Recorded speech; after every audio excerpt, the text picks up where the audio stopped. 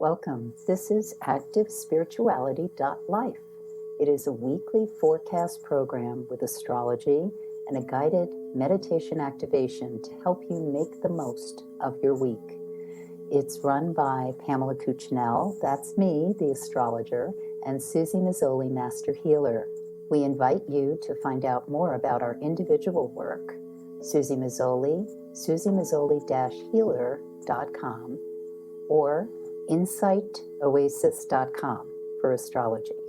You can also find both of us at activespirituality.life, and we look forward to your joining us every week. Please share with your friends.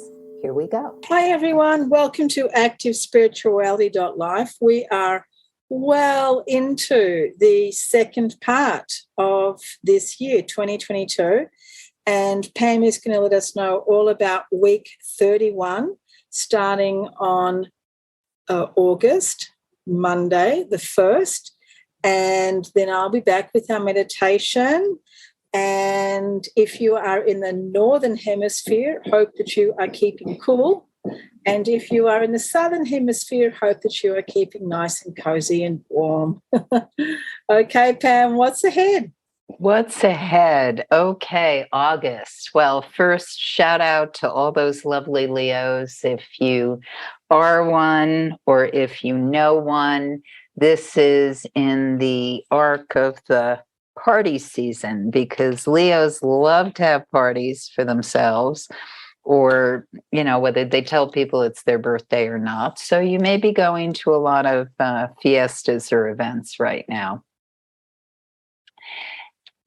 Okay, let me pause this. So August 1st is also known as Lamas. It is basically what happens. Okay, you've heard me talk about the solstices and equinoxes, which are when the sun enters a cardinal sign, 0 degrees cardinal, Cancer, Capricorn, Libra, and Aries. On the quarter periods, we have the sun has moved into 15 degrees fixed. And so these are periods of time when we are still at this point that is accessing the world axis. So 15 degrees fixed is I'm trying to think of the right word. I would say it's a trigger time when we become alert of what's going on. Now, that actually occurs absolutely in real time on August 8th. But Lamas, these sacred days of celebration, Beltane, Lamas, Samhain, also known as Halloween. The calendar is shifted a bit because of precession, where the sun actually is in the sky as opposed to traditional celebrations of these times of year. But the other thing you'll probably see a lot on the net is talk about the Lion's Gate, which happens at this time of the first decan of Leo, around 7-8 degrees Leo. And actually, when I was in Greece, I was under the Lion's Gate in Mysia. So that was pretty exciting, an actual ancient site that is literally called the Lion's Gate. So my point is, with this kind of opening ramble, is that this week of August is very critically charged. We are coming off that Leo new moon I talked about last week. It is an absolutely wonderful time to be creating, whatever it is you want, need, must create, this is the season to do it. Of course, as Suzy mentioned, it may be very hot where you are. You may not feel a lot of energy, momentum for creativity. But creativity happens in all different ways and shapes and forms. It sometimes is about, oh, I'm actually going and I'm modeling clay, or I'm creating this wonderful composition, or I'm doing this, that, or the other thing. Or sometimes it's meditative, focused, and visioning. So you decide what you're doing it. Now, the most important thing I must mention about Monday, August 1st, is that there is a picture in the sky between the planet Mars and the planet Uranus. And this happens, it's not an infrequent occurrence because Mars travels roughly 2.5 years in its orbit, and Uranus is always somewhere in the sky. But when Uranus and Mars are in direct line, and especially because the sun is in Leo, also a fixed sign, there is a lot of intensity and light around sudden change, movement. And the thing is, it's neither, by its intrinsic quality, it's neither positive nor negative, but it depends what's being affected or what's engaged with this energy. So Mars is manifestation of the libido. It's how we assert ourselves. It's how we express sexual desire. It's what we go after in life. And it's also anger, how we express anger. And it can be very hot. In Taurus, the energy, you really have to have teased the bull to get that Mars inflamed. That being said, Uranus also in line with it. Uranus, planet of change, revolution, and having a tremendous, not that the planet itself is having an impact on the Earth, but because it's in Taurus, it is very much symbolizing and echoing what's happening on our planet with cataclysmic changes, actual physical changes. Uranus, when it moves through different signs, does different things, but Taurus is the sign that's linked to Gaia, the Earth. So we're actually seeing seismic, cataclysmic changes in the Earth. And yeah, thematically, you've heard me speak quite a bit about climate change and the acceleration of awareness we must have about it. So on a positive note, it's hopeful that the US government will finally pass this bill, which of course is not perfect, but it is the most dynamic statement that has happened to date. So fingers crossed, sending out all that good positive energy for that.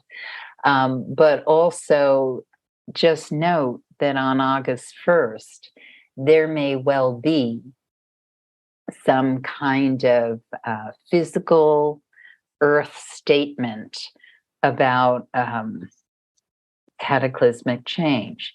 Now, this can also affect finance because Taurus is about finance. And if we look back historically, last time Uranus was in Taurus, a lot of things were engaged in stock market and volatility.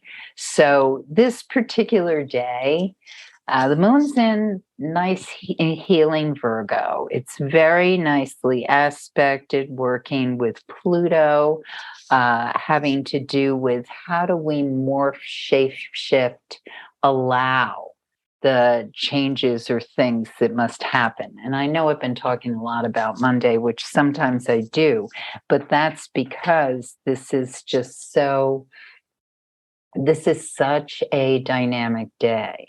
And so it doesn't matter if, as Susie it says, if you're sitting on your bum and just meditating and sending out positive energy and visuals and envisioning a better frame for the architecture of what we're creating, because that's what we're doing with Pluto at the end of Capricorn. We are breaking down things that don't work anymore, pulling down huge juggernauts that no longer serve us, and we lay down the foundation for what comes next. So, very dynamic day. Wonderful day to work therapeutically, either if that's the work you do or if you see a healer. A day where things can actually pivot. It can be subtle. It can be very obvious, but it will be profound. The moon goes void, of course, at 6:29 p.m. Eastern time, so please adjust depending on where you are on the planet. And once it's void for the rest of the evening. So that Mars-Uranus conjunction happens exactly at 7:53 p.m. Once it's passed, things should not be as volatile, but leading up to that point in time, there's a lot going on.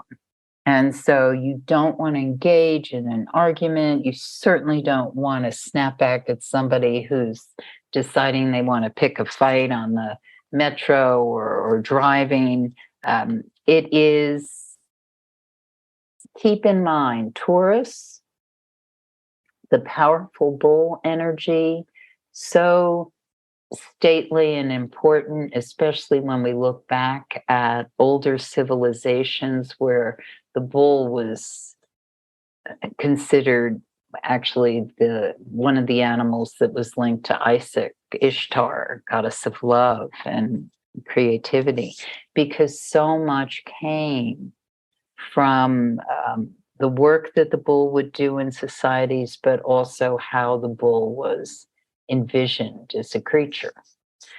And so when you think of that power that tempers itself, just chews its cud, does what it needs to do, tempers itself, does not engage unless provoked.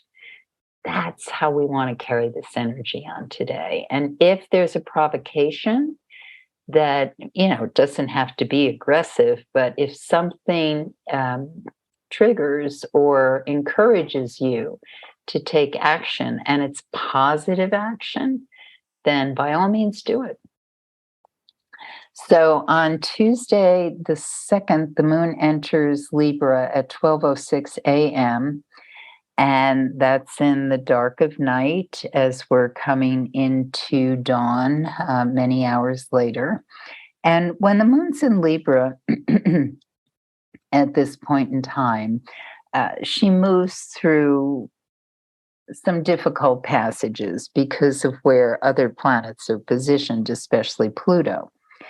And because of this, Libra in general, when the moon is in Libra, we want to pursue cultural arts. We want to have conversations that are uplifting or involved in how do we find common ground? How do you hear me? I listen to you.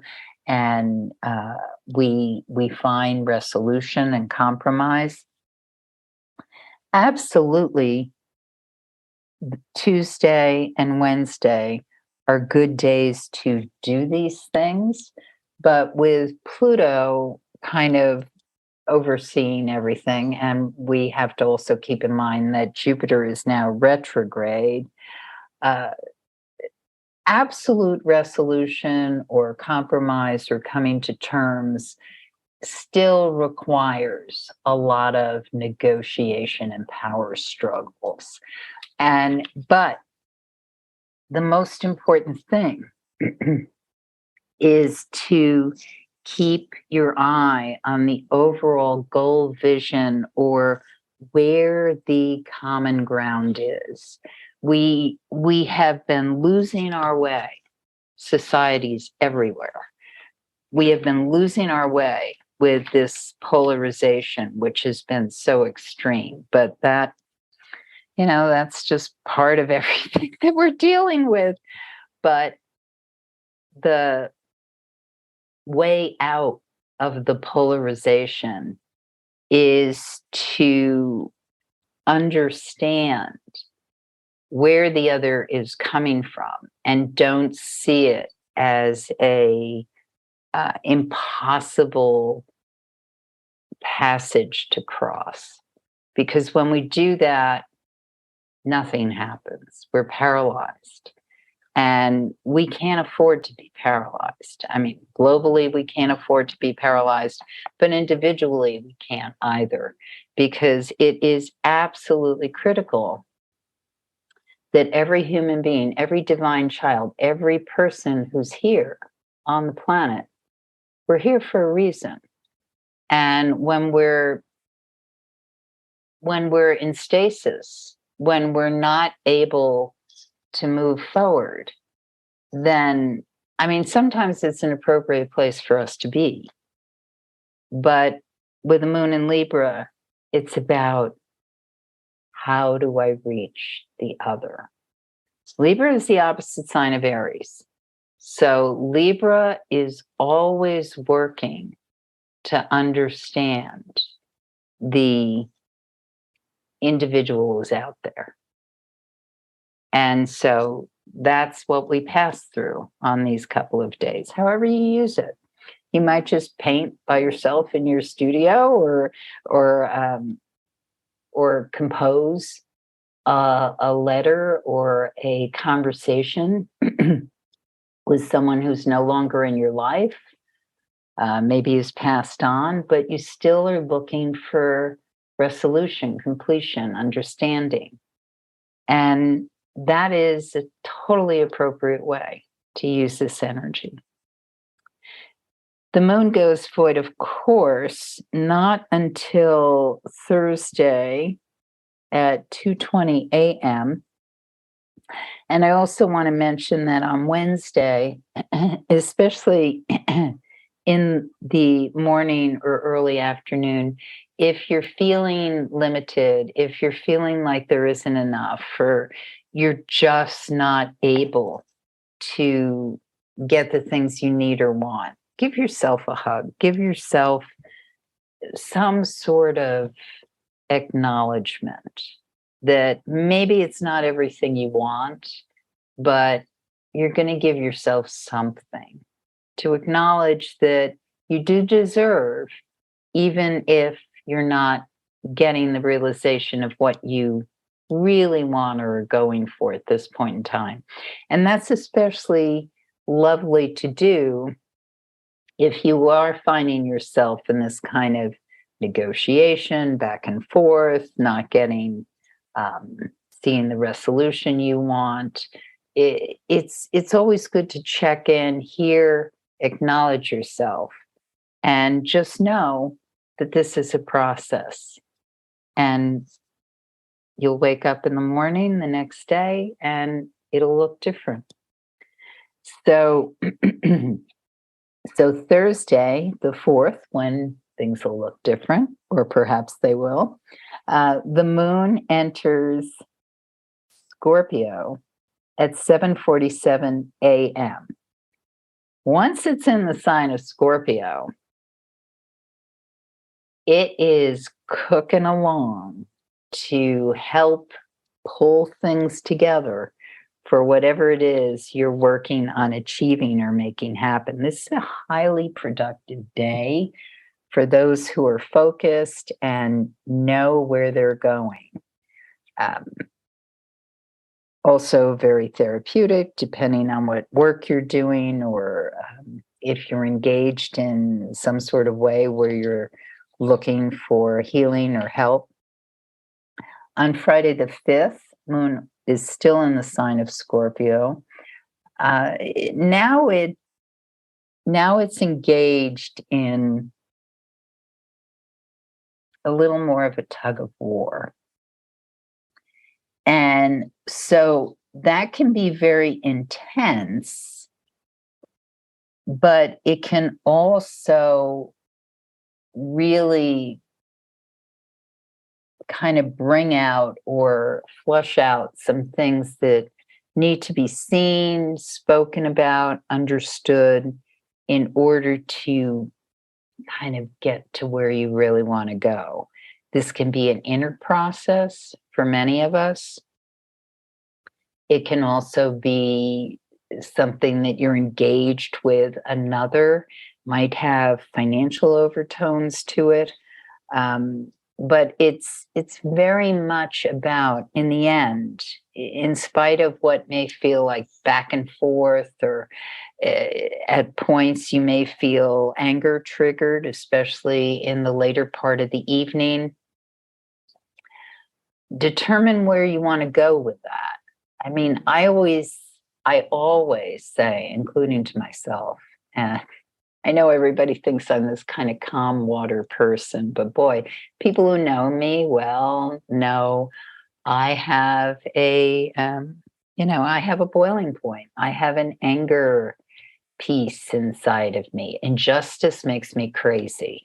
And so, but I have to understand when it comes up, when it flares up, what is the best way to express this? Because you don't get where you need to go by blowing up the room.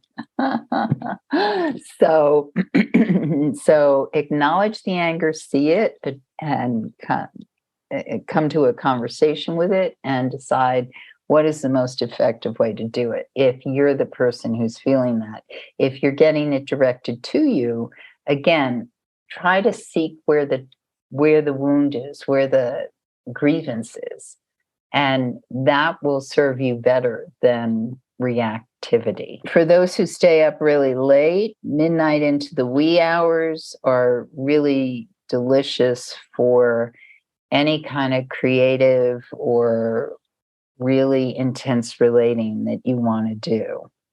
The moon goes void, of course, at 7:24 a.m. on Saturday the 6th. And it's void until the afternoon, 12:39 p.m., when it enters Sagittarius. So this morning, Saturday, just looks really wonderful to me to be with people you really love and care about, and just really sink into just deep relating. And that can be just with yourself, your journal, and perhaps your cat or puppy on your lap. So once the moon enters Sag on Saturday, just a little bit after noon, then it's time to be outside. It's time to open up your lungs and experience the out of doors nature in some way. If it's really hot, just take it slow. But Sag energy, when the moon's in Sag, its best gift is the out of doors. If you can't have that for some reason, watch a lovely movie that takes you to beautiful vistas or foreign travel. And Sunday, similar with that moon in Sag. The thing to keep in mind is that because of where the moon is traveling and what else it's engaged in, we may literally lose our way. take your compass. If you're on a hike, stay on the trails, make sure you have plenty of water with you. You don't want to lose your way. The other thing I have to mention about Sunday is there's a picture in the sky between Mars and Saturn, and that happens mid-afternoon, late afternoon. And this can be, again, argumentative, people digging their heels in the ground and just saying no. And it passes. It'll pass by early evening. And so I would say don't get into anything irrevocable unless it's really somebody you don't want in your life anymore, which sometimes is a good decision. And now I turn it over to Suzy. I invite everybody to take a deep breath and come into your body. And just bring your attention now to the second chakra. And that's where we find our sexual reproductive organs. It's where we also find the water systems of the body. So the urinary tract system, I also think of it as the blood and the lymphatic system. It's the place in our body that I really work with when I think about creativity. And you can easily make that connection because, of course, of our reproductive system, that each one of us is capable, when we meet with the opposite sex, to actually create that child, that baby. We are reproducing mammals, and we reproduce from tiny, tiny, tiny little seeds within us. And we can also think of a tree, like a beautiful, huge tree that comes also from a tiny acorn, or a corn plant that you have a little home garden and you put in just one tiny little kernel of corn into the ground, and then a couple of months later you have a giant plant that's giving you many, many ears of corn that each has hundreds of seeds on that corn. Each and every one of us, every single human being, has a tremendously powerful seed within us of creativity. And we can use that seed to create rocket ships and travel to the moon. We can create farms to grow food. We can create beautiful paintings. We can create incredible pieces of music. Our creativity is boundless. It is infinite. And what we really need now in our world, considering all of the difficult situations, the most obvious and the most drastic situation now being our climate, we need to be creative. We need to be inventing. We need to be courageous and step outside of the box and look at what can we do. So I invite everyone now, whether you're an artist, whether you are a scientist, whether you are an engineer, a writer, whether you're a farmer, no matter what you are, every single one of us now, allow ourselves to open up that creative channel within us.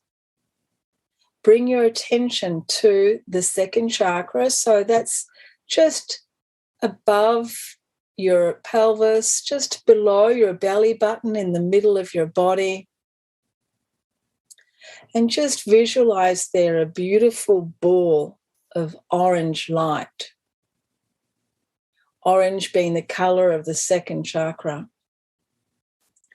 And visualize inside that light now your seed of creativity, your seed of tremendous invention. You don't have to actually visualize anything at all, only the energy of creativity. And see this beautiful, clear orange light. Feel it inside your body. And then allow that ball of light to grow so that you are inside this beautiful ball of radiant orange light. You're a beautiful, huge ball of creativity. And feel the warmth, feel the energy, feel the excitement, and feel the flow. Feel the flow of energy throughout your body. Feel the flow of thoughts in your mind, the flow of feelings in your body. And just sit like that, just for a few moments, bathing in the orange light of creativity.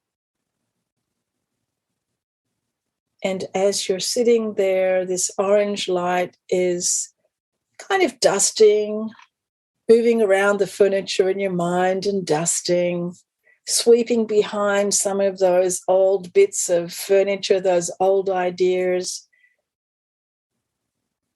Just feel this incredible energy which is revitalizing you. And as it does, it's allowing system a lot of space for our creativity, for our body and our mind, our heart, our feelings, to come up with some new ideas, some new ways of being, allowing us to change, to get unstuck, allowing us to be brave and really consider our lifestyle by doing very simple and practical things like trying to save water, by not using plastic, by eating organic. But also we're putting this big energy out into the world of how we can, as a humanity, how we can, as a civilization, how we can change our ways and bring about new ways of being, new systems, by looking at the old systems, by looking at the practices of our Indigenous peoples throughout the world, and looking at how we can live more simply, more gently, more spiritually in our world. And it can happen. It can happen right now for every single being on the planet. And let us feel that intention. Let us visualize that world